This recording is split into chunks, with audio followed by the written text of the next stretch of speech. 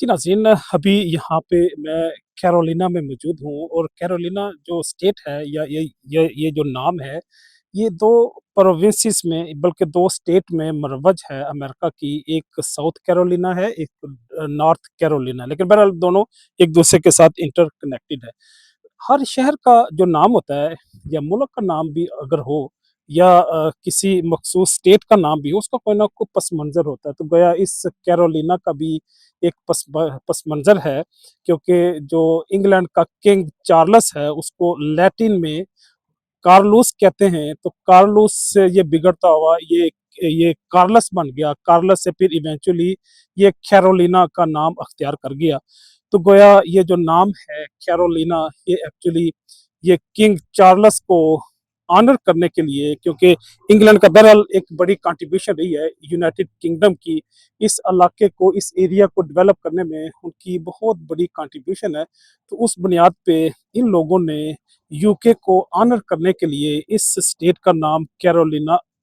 रख लिया। तो बाद में जब कन्फेडरेशन बनी, कन्फेडरेशन में जब यूनाइटेड स्टेट मर्ज वजूद में आया 1776 में, फर्स्ट इनका प्रेसिडेंट जॉर्ज वाशिंगटन बने, तो उन्होंने इसी नाम को कैरोलिना को अडॉप्ट कर लिया और ऑफिशियली ये नाम कैरोलिना बन गया। तो ये अप्रोक्सीमेटली 17th सेंचुरी से बल्कि 16th सेंचुरी से ऑनवर्ड यूं ही नाम मुरव्वज है और इसी नाम के साथ इस स्टेट को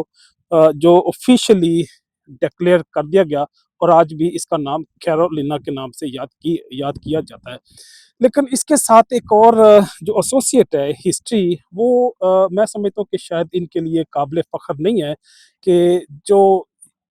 स्लेव आए थे, ब्लैक अफ्रीकन आए थे, जो इनिशियली टोबैको की इंडस्ट्री को डेवलप करने के लिए, एग्रीकल्चर को ग्रो करने के लिए, उसको उसमें एडवांसमेंट लाने के लिए जो स्लेव लाए गए थे, इसी कैरोलिना में वो लैंड हुए थे। कैरोलिना से फिर वो आगे दूसरी स्टेट्स को प्रोवाइड किए गए, वो चाहे लुजियाना हो, चाहे टेक्सास हो, मेक्सिको हो, वो चाहे आगे डकोटा हो, बल्कि डकोटा से पहले भी जितनी भी स्टेट है, चाहे मिशिगन हो, शिकागो हो, फिर उसके दरमियान में वो जितनी भी मिड वेस्ट की स्टेट हैं, जो वहाँ पे जो स्लेवरी के एतबार से मेजर सप्लाई हुई, वो न्यूयॉर्क से और इस कैरोलिना से हुई। तो यहाँ से इसकी ये जो हिस्ट्री है, जो स्लेवरी के एतबार से वो इतनी अच्छी नहीं है। तो बाद में खैर अब्राहम लिंकन ने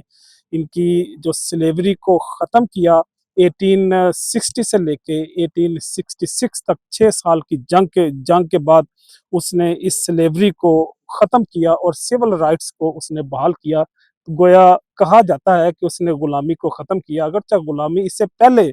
1400 साल पहले हमारे नबी अलैहिस्सलाम इसको ख़त्म कर चुके थे। लेकिन चलें, इसको भी किसी न किसी लेवल तक हम क्रेडिट देते हैं कि इन्होंने पहले इंसानों को, ब्लैक अफ्रीकन को गुलाम बनाया, फिर उसके बाद उनको आज़ाद किया। और आज़ादी भी ऐसे नहीं मिली, इसमें कई हज़ारों लोग आपस में जंग करते हुए वो मारे गए। तो गोया इससे इनकी ज़हनियत का, इनकी मेंटालिटी का, इनकी सोच का आप अंदाज़ा कर सकते हैं कि वो इंसानों को गुलाम बनाने के हवाले से मुज़र थे कि हम इनको आज़ादी नहीं देंगे। और जो अब्राहम लिंकन की फेडरल फोर्सेस थी, वो इस चीज़ पे बज़िद थी, नहीं हमने इसको इंसानियत के हवाले से, सिविल राइट्स के हवाले से, ह्यूमन राइट्स के हवाले से आज़ादी देनी है। और अब्राहम लिंकन को बज़ाते खुद भी अपनी जान का नजराना पेश करके भी इस आज़ादी की कीमत को अदा किया। तो शायद यही जो उसकी कीमत थी, जो उसने अपनी जान पेश करके, वो क्योंकि एक सिनेमा में फिल्म देखते हुए उसकी असैसिनेशन हो गई थी,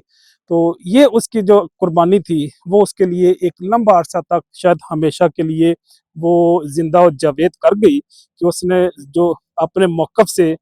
एक ब्लैक अफ्रीकन को जो आज़ादी देने का फैसला किया था, सिविल राइट्स ग्रांट करने के हवाले से जो उसने बात की थी, उसको पाया तकमील तक पहुँचाया, क्रिश्चियनिटी का बोलबाला किया, अपने वालिदैन का, ख़ुसूसन अपनी वालदा के हवाले से जो उसकी टीचिंग थी, जो उसका फंडामेंटल